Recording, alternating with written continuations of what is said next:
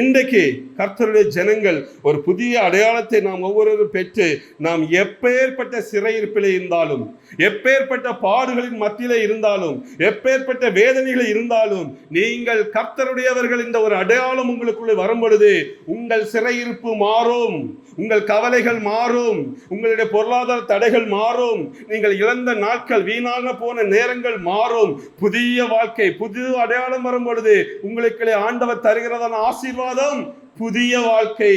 அந்த புதிய வாழ்க்கையை நீங்கள் இன்னைக்கு பெற்றுக்கொள்வதற்கு ஆண்டவர் உங்களை இன்றைக்கு அழைக்கிறார். ஒவ்வொருவரையும் அழைக்கிறார். அல்லேலூயா.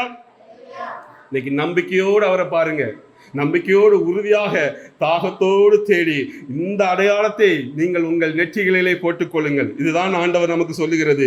நான் கர்த்தருடையவன் என்ற கர்த்தருடைய நாமம் நமக்கு ஒரு பெரிய அடைக்கலமாக இருக்கும்.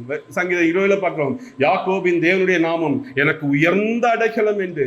அந்த நாமத்தை நீங்கள் தொழுது கொள்கிற பொழுது, அவருடைய நாமத்தை நீங்கள் அடையாளப்படுத்துகிற பொழுது, நான் அவருக்கு சொந்தம் என்பதை நீங்கள் உறுதிப்படுத்துகிற பொழுது, நீங்கள் இருக்கிற இடம் ஒரு பெரிய அடைக்கலமான ஒரு வாழ்வை ஆண்டவர் தர வல்லவராக இருக்கிறார்.